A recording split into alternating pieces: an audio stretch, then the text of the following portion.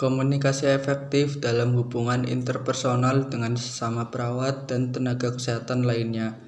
Komunikasi dengan tim kesehatan lainnya. Perawat menjalankan peran yang membutuhkan interaksi dengan berbagai anggota tim pelayanan kesehatan. Kedua, unsur yang membentuk hubungan perawat-klien juga dapat diterapkan dalam hubungan sejawat yang berfokus pada pembentukan lingkungan kerja yang sehat dan mencapai tujuan tatanan klinis. Yang ketiga, komunikasi ini berfokus pada pembentukan tim, fasilitasi, proses kelompok, kolaborasi, konsultasi, delegasi, supervisi, kepemimpinan, dan manajemen. Selanjutnya dibutuhkan banyak keterampilan komunikasi, termasuk berbicara dalam presentasi, persuasi, pemecahan masalah kelompok, pemberian tinjauan performa, dan penulisan laporan. Di dalam lingkungan kerja, perawat dan tim kesehatan membutuhkan interaksi sosial dan terapeutik untuk membangun kepercayaan dan memperkuat hubungan.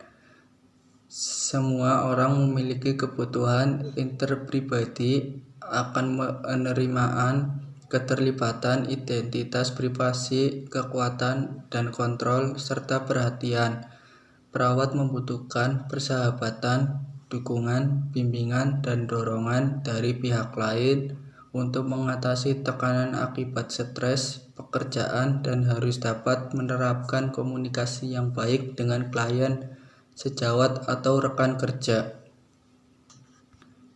Selanjutnya, komunikasi dengan tim kesehatan lainnya. Agar efektif sebagai profesional keperawatan, tidak cukup dengan hanya berkomitmen dengan klien saja. Pada akhirnya, iklim tempat kerja akan memiliki efek pada hubungan yang terjadi antara perawat dan klien pribadi. Kegagalan dalam komunikasi antara penyedia layanan kesehatan adalah salah satu faktor yang paling umum. Komitmen kolaborasi dalam hubungan kerja dengan para profesional lain membantu mempertahankan kualitas tinggi dari perawatan klien. Keberhasilan kelompok tergantung pada hubungan baik di antara tim, terutama pemimpin tim dengan anggota tim yang lain. Berikut berikan beberapa contoh komunikasi antara perawat dengan dokter. Hubungan perawat-dokter adalah salah satu bentuk hubungan interaksi yang telah cukup lama dikenal ketika memberikan bantuan kepada pasien. Perawat bekerja sama dengan dokter dalam berbagai bentuk. Perawat dalam memberikan asuhan keperawatan memerlukan kolaborasi dengan medis. Komunikasi antara perawat dengan dokter dapat berjalan dengan baik apabila dari kedua pihak dapat saling berkolaborasi dan bukan hanya menjalankan tugas secara individu. Perawat dan dokter sendiri adalah kesatuan tenaga medis yang tidak bisa dipisahkan. Dokter membutuhkan bantuan perawat dalam memberikan data-data asuhan keperawatan, dan perawat sendiri membutuhkan bantuan dokter untuk melakukan tindakan kolaborasi. Semua itu dapat terwujud dengan baik berawal dari komunikasi yang baik pula antara perawat dengan dokter.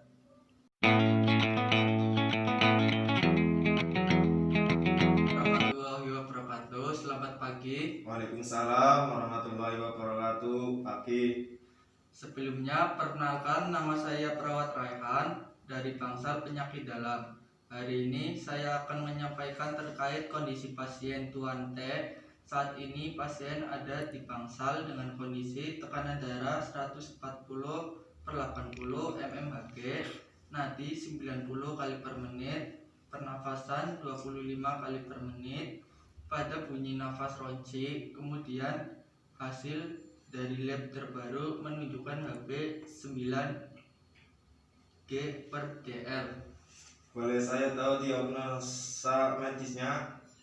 Kondisi Tuan T masuk rumah sakit tanggal 12 Juni 2021. Pasien masuk IGD dengan kondisi esites dan edema pada kaki. pasien mengatakan sudah mengalami gagal ginjal ini sudah 2 tahun.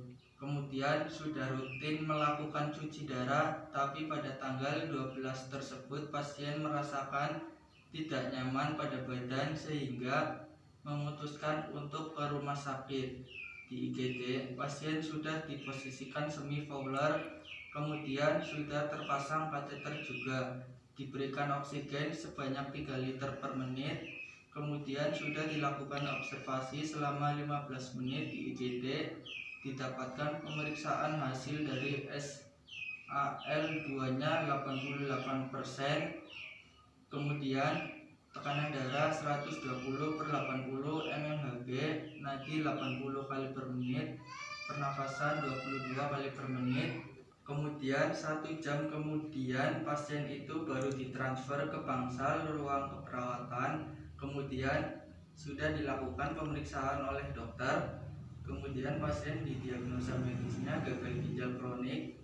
Di sini sudah ada tindakan pengobatan yang dapat, yaitu diinjeksi lasik 3 kali 1 ampul dan IV untuk memantau urin output sehingga indikator dari ketidakseimbangan cairan elektrolitnya. Baik, apakah sudah ada pengajian sebelumnya? Ya, jadi dianalisa bahwa pasien mengalami gangguan pola nafas dan tidak keseimbangan cairannya itu lebih dari kebutuhan tubuh. Di sini kami menyarankan kalau kondisi pasien tersebut apakah harus diganti dengan oksigen atau NRM, atau kemudian kalau misalnya jika diganti apakah perlu meningkatkan neuretiknya. Oke, baik, saran saya pasien diberi oksigen non-red rating mas 8 liter per menit, kemudian diberikan ekstra lasik 2 ampul. Tetapi observasi pernafasan, tekanan darah, ada yang terakhir selalu monitor pengeluaran urin. Baik, terima kasih. Saya sudah catat semuanya.